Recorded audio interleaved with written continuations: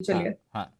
और वक्त का मतलब अगर आपको नाज़िया एक मिनट लिखा हुआ है ये भी मौलाना साहब बताइए। पूछना था और संविधान में चैनल वक्त पर आने कहाँ की पर लिखा जरूरत हुआ ही है ये नहीं भी थी। बताइए। ऐसा मैं जानना चाहती हूँ ना, आप बता दीजिए। मुझे तो पता है वक्त का मतलब, बता दीजिए। अगर आप वक्त का मतलब जानते होते तो ओवैसी जी के बोल रहे प्रवक्ता अल्लाह के यहाँ नाम पर से। बैठे हुए कई हजार करोड़ का घोटाला किया, आप उसका विरोध करते। जिन वक्त घोटाला हुआ है,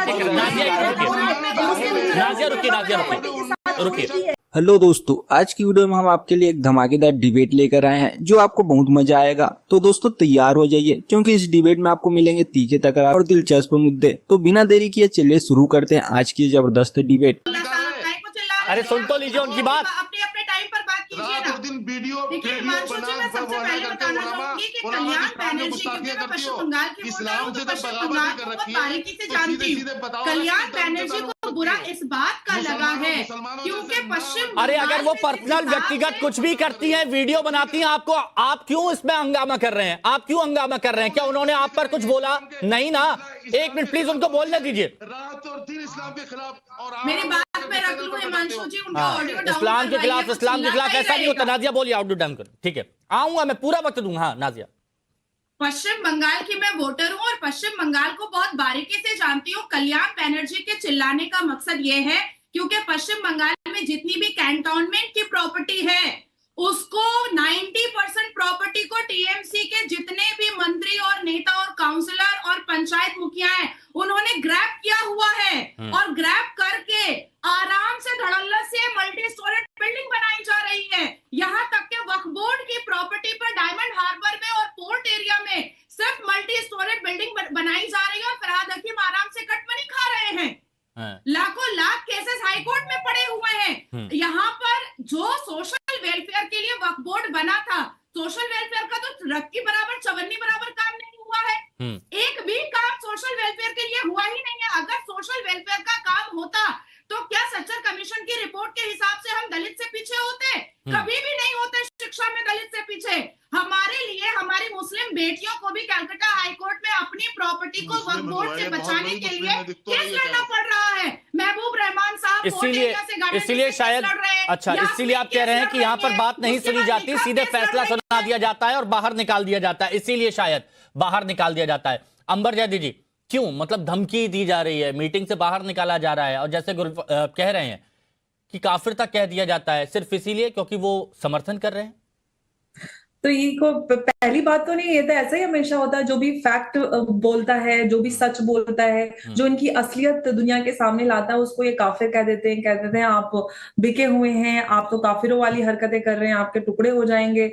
ये लोग तो इसी चीज के एक्सपर्ट है। लेकिन सबसे बड़ी और विडंबना हमारे देश की ये है कि हमें इस देश ने वक्फ कानून दिया और वक्फ कि आप पहले तो मेरा सवाल यही है कि भाई साहब, आप अगर बहुत बड़े इस्लाम के जानकार हैं और आप मुसलमानों के खैरख्वाह बनते हैं, आप बता दीजिए कि वक्फ का मतलब होता है। अगर आप वक्फ का सही मतलब जानते तो आज यहाँ पर आप बिल के विरोध में ना बैठे होते, या जो इतने सालों में ब्लंडर हुए हैं और वक्फ में जो भी धोखाधड़ी और बड़े बड़े स्कैम्स हुए हैं, जो गरीबों का, मुसलमानों का और अल्लाह के नाम पर जो वक्फ प्रॉपर्टी की जाती है, उसका मिसयूज हुआ, उसको चोरी किया आप जैसे लोगों ने, और आज तक आप लोगों ने सवाल नहीं उठाया। आज जब सरकार अमेंडमेंट करना चाहती है और जिनका हक है उन तक पहुंचाना चाहती है तो आपको बड़ी परेशानी हो रही। परेशानी की बात है कि जब असल मतलब आपने पूछा तो वो जवाब देना चाह रहे थे। अंबर जी वो जवाब देना चाह रहे थे। बता दीजिए आप वक्फ का मतलब क्या होता है, बता दीजिए। चलिए। और वक्त का मतलब कहाँ पर कौन से आया लिखा हुआ है ये भी मौलाना साहब बताइए। और संविधान में वक्त कहाँ पर लिखा हुआ है ये भी बताइए। ऐसा मैं जानना चाहती हूँ ना, आप बता दीजिए। मुझे तो पता है वक्त का मतलब, बता दीजिए। अगर आप वक्त का मतलब जानते होते तो ओवैसी जी के प्रवक्ता यहाँ पर बैठे हुए कई हजार करोड़ का घोटाला किया, आप उसका विरोध करते।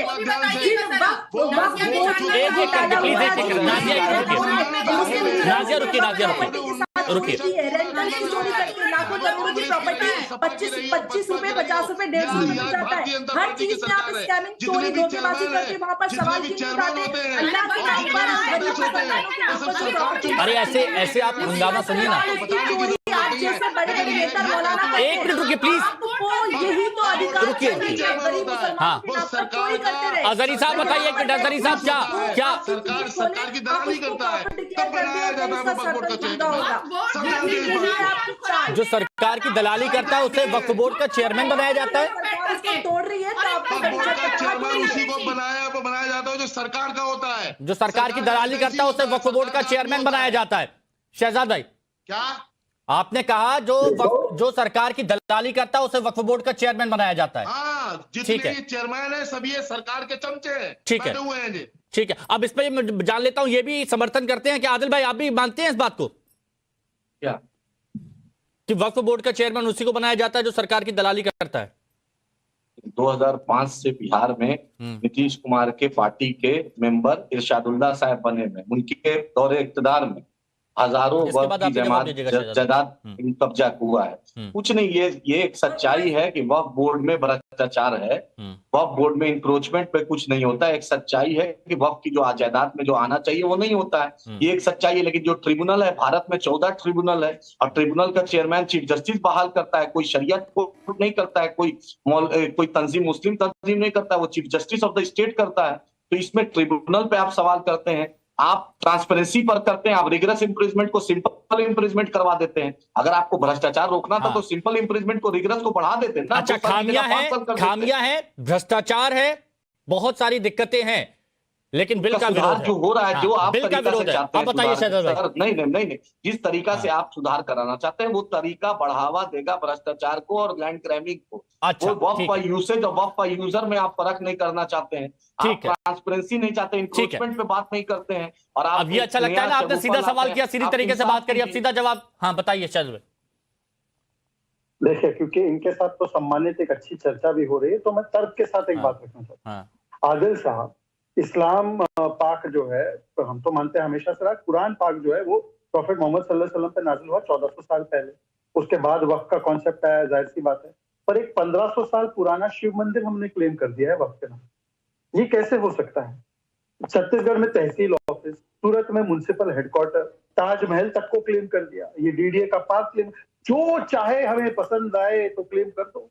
ये सिचुएशन क्यों होनी चाहिए? और ये क्लेम करके हमारे हक में भी नहीं आ रहा है। ये ऐसा तो नहीं है गरीबों के यतीमों के फायदे में। आप कह रहे हैं कि ये सजा जो है सिंपल से रिग्रेस होना चाहिए, तो आप करिए ना, करिए ना। अभी तो कौन सा बिल पारित हुआ है? अब तो पार्लियामेंट में आएगा, पार्लियामेंट में पारित होगा, उसमें बहुत सारे लोगों के समर्थन की जरूरत पड़ेगी, तो करिए, उसमें किसने मना किया है? पर मेरा सवाल सिर्फ दो चीज है, क्या वक्त गैर मुस्लिम कर सकता है? पुराने कानून में था कि गैर मुस्लिम भी कर सकता है, ये तो अन इस्लामिक है। और 1500 साल पुरानी चीज कैसे कर सकते हैं? और मैं मौलाना साहब, मौलाना तो है नहीं, ना नूर है, ना हाफिज है, पता नहीं क्या है, खोल के दिखाने के लिए बोल रहे हैं, सब कुछ खोल के दिख जाएगा। मैं आपको पूछना चाहता हूँ एक ही बात, हाफिज साहब, 15 हॉस्पिटल बताइए। तू कौन है? अरे तू तड़ाक पे क्यों आते हैं? तू तड़ाक पे क्यों आ रहे हैं? क्यों आ रहे हैं? मैं मौलाना साहब करके बात कर रहा हूँ, आप तू तड़ाक पे आएंगे तो फिर अच्छा नहीं होगा। क्योंकि यहाँ पर अगर नाजिया है, अंबर है, शहजाद है, सब मेरे मेहमान हैं, सब सम्मानित हैं। एक सेकंड, मैं एक मिनट, हिमांशु जी मुझे बात रखने दीजिए, मुझे बात रखने दीजिए। अगर एक महिला का वीडियो बनाना गलत है तो ये मौलाना कहाँ से आगे टीवी पे? शरिया के हिसाब से मौलाना का टीवी पे आना वर्जित है? ये कैसे आ गए टीवी पर? शरिया के हिसाब से वर्जित है इनका आना, ये कहाँ से आ गए? ये गलत है, ये हराम करो। और दूसरी बात मैं पूछना चाहता हूँ, 15 हॉस्पिटल के नाम बताओ वक्त की जमीन पे जो काम कर रहे हैं गरीबों पे। 15 हॉस्पिटल का नाम बताओ। उन्होंने तू तड़ा करके बात नहीं करी। हाफिज नूर अहमद अजहरी, आप सम्मान से बात करें तो बहुत अच्छा होगा। अरे मैं ऐसे लोगों को बहुत देखता हूं, कौन है ये कौन है? ये कौन है? ये कौन है? नहीं अजहरी, सुनिए, हाफिज नूर अहमद अजहरी, यहाँ पर जो भी मेहमान है उनसे सम्मान से बात करिए। हाफिज नूर अहमद अजहरी, सम्मान से बात करिए, तू तड़ा करने की यहाँ पर जरूरत नहीं है। और अगर आपको तू तड़ा करता है, सुनिए मेरी बात, अहमद अजहरी सुनिए, तू तड़ा करना है, कैमरा बंद करिए और घर में उस तरह से बात करिए। तू तड़ा करना है, कैमरा बंद करिए और घर में गुस्सा निकालिए, घर में गुस्सा निकालिए। यहाँ पर नहीं, यहाँ पर नहीं, यहाँ पर नहीं। एक मिनट, यहाँ पे बैठ के ठीक है, नहीं तो वो बोल रहे हैं ना, अगर उनका वीडियो बनाना गलत है तो आपका यहाँ पर बैठना गलत है। आप कहाँ से आ गए? शरिया में मना है, पहले इस आदमी ने क्या कहा? उसको उसको उसको अरे तो आपने, अरे सुनिए ना, इस तरह की बातें मत करिए। खोल के दिखाओ, खोल के दिखाता हूं। एक मिनट, इस तरह की बातें मत करिए। और मैं फिर कह रहा हूं, देखिए वक्त की कमी है, यहाँ पर विराम लगाना होगा और अंबर जी के पास जाना था, नादिया के पास जाएंगे। एक मिनट, हाफिज नूर अहमद अजहरी साहब, एक बात बताइएगा, अगर बिल का विरोध किया जाए तो जायज है, अगर समर्थन किया जाए तो वहां पर हंगामा शुरू हो जाता है, जैसा गुलशन कह रहे हैं कि काफिर कह दिया गया उनको, सिर्फ समर्थन करने पर, ये जायज मानते हैं आप? तो दोस्तों आज की डिबेट यहीं खत्म होती है। हमें उम्मीद है कि आपने इस डिबेट का पूरा आनंद लिया होगा। अगर आपको वीडियो पसंद आया हो तो लाइक और शेयर करना ना भूले।